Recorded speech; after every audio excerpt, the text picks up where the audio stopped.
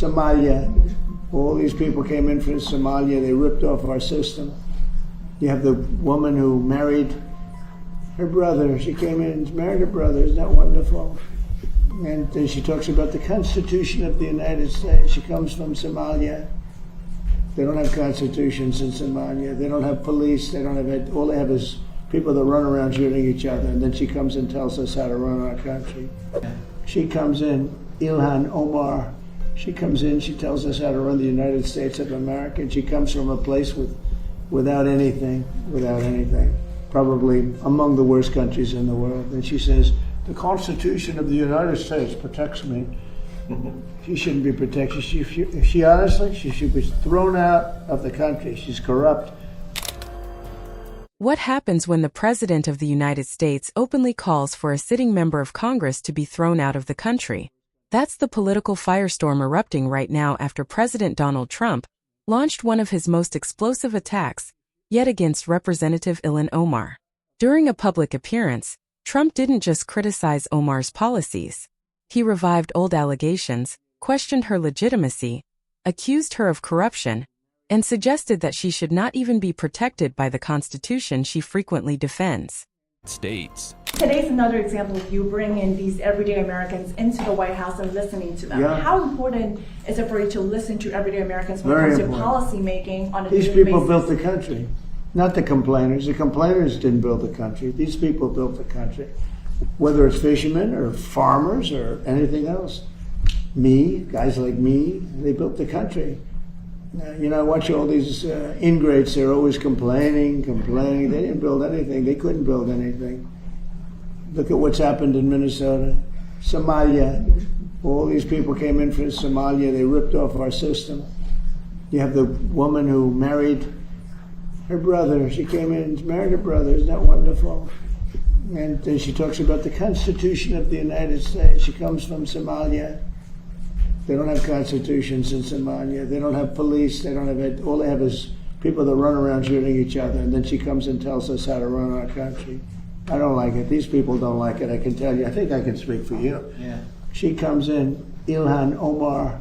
She comes in. She tells us how to run the United States of America. And she comes from a place without anything, probably among the worst countries in the world. And she says, the Constitution of the United States protects me.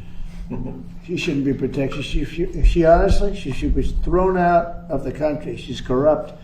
And most of the people that came in are corrupt. And the whole voting system is corrupt in Minnesota. I won Minnesota 3 times, easily. I won almost every county. But they didn't give it to me. It's a corrupt system. Very corrupt state. The governor is terrible. The attorney general is terrible. They're all very corrupt people. At those warnings, you did not order a broad stop payment or suspension of payment in any program at that time, correct? We're not going to stop payments of feed children until we have the proof that things happen. In 2019, we did start taking action. I went to the legislature. That legislative Governor session. Walz, when fraud concerns were raised early in your tenure in the Child Care Assistance Program, did your administration stop payments at that time? The Child Care Assistance Program and the answer is no. When fraud concerns were raised... Would you like me to answer or not, Chairman? Well, it's yes or no. I want you to help. You've already answered the question. You said you didn't ever stop payments, and that's what the problem is, and that's what the Democrats are complaining about. Oh, my gosh, Trump stopped payments. Well, my God, you lost billions to fraud in Minnesota. That's what this hearing's Mr. about. Chairman, you didn't stop payments because you didn't want to rock the boat. And when fraud concerns That's not were correct, raised... Chairman. When fraud concerns were raised in Medicaid, home and community-based services, did your administration stop payments? No, you did not.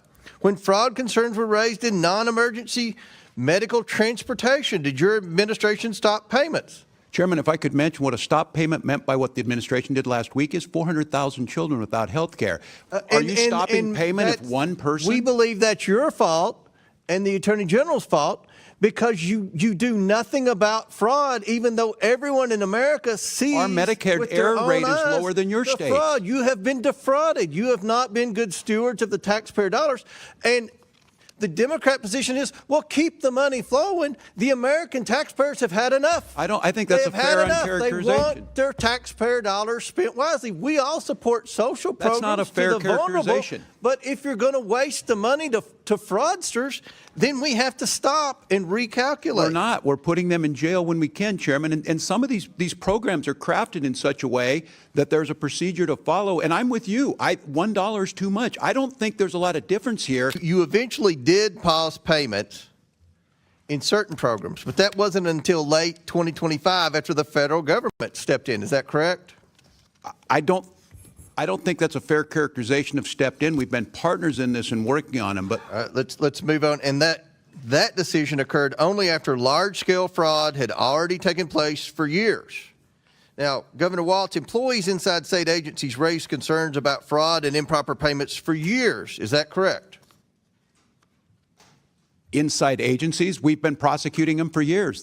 Yes. But they have raised concern. Agencies have raised concern about fraud in Minnesota, correct? For Each years. of those, yes, when they do and they're prosecuted. Yes. Some of those employees faced retaliation after raising those concerns. Is that correct? That is not correct, Chairman. Okay. Minnesota has strong whistleblower protections. Attorney General Ellison, you are the chief legal officer of the state of Minnesota, correct? Yes. Your office advises agencies on compliance with federal and state law, correct? Yes. Retaliation against whistleblowers reporting fraud is unlawful, correct? That is right. At any point during your tenure, did you tell state agencies to stop payments due to credible fraud allegations, yes or no? Sir, we prosecuted over 300 people in the Medicaid fraud area. 300, I would predict is a drop in the bucket, but you've never said to stop payments. That's it's one of the highest rates in the country, sir. Well, you have one of the highest fraud rates in the country in Minnesota.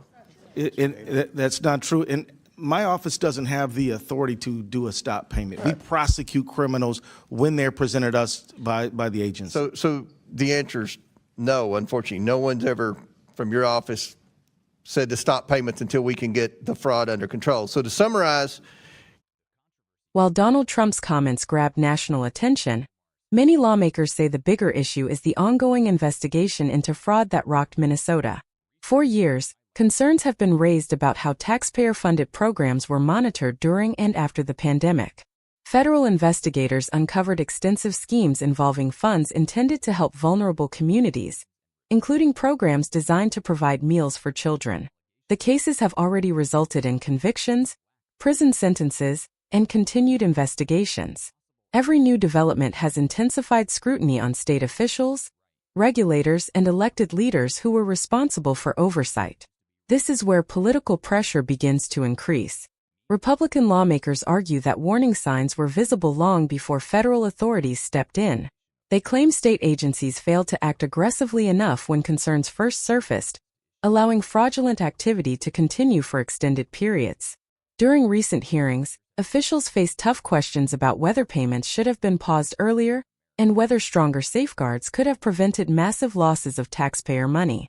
Before we continue, if you're enjoying this in-depth political analysis and want fact-based coverage of the biggest stories shaping America today, take a moment to subscribe to the channel, hit the notification bell, and leave a comment below. Your support helps us continue bringing you detailed reports that go beyond the headlines. Supporters of those officials counter that fraud investigations are often complex, and that stopping payments too quickly can harm legitimate recipients who depend on government assistance programs. The debate highlights a difficult challenge facing governments everywhere. How do you protect public funds while ensuring that people who genuinely need help continue receiving support? Into that already heated environment enters the controversy surrounding Ilhan Omar. Critics point to financial disclosure questions and demand additional transparency. Omar and her supporters respond that no evidence has been presented proving criminal conduct, and that political opponents are using guilt by association to generate headlines. As investigations continue, both sides are digging in. Republicans say accountability requires asking difficult questions. Democrats argue that accusations should be backed by facts before conclusions are drawn. And for millions of Americans watching from home, the situation serves as another reminder that trust in government often depends on one simple principle: transparency. If taxpayers are funding these programs, Many believe they deserve clear answers about how every dollar is being spent.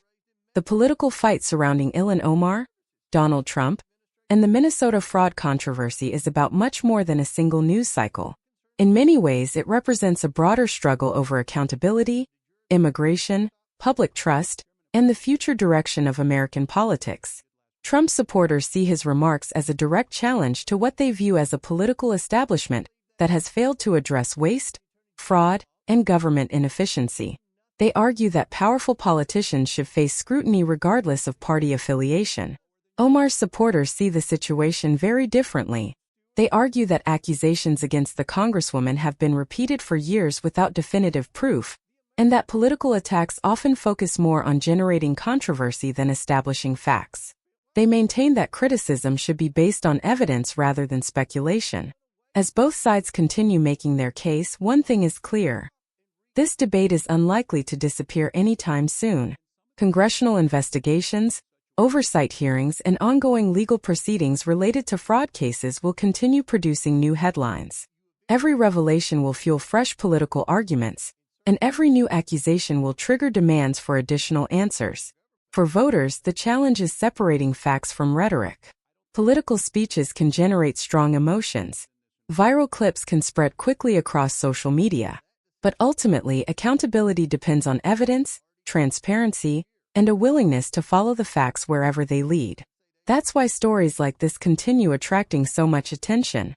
They touch on issues that affect every taxpayer, every voter, and every citizen who expects government officials to act responsibly with public resources. What do you think? Are these investigations uncovering important questions that deserve answers? Or has politics become so polarized that every controversy immediately turns into a partisan battle? Let us know your thoughts in the comments below.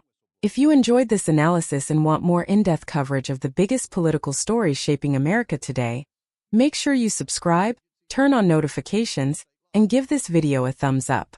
Thanks for watching, and we'll see you in the next report.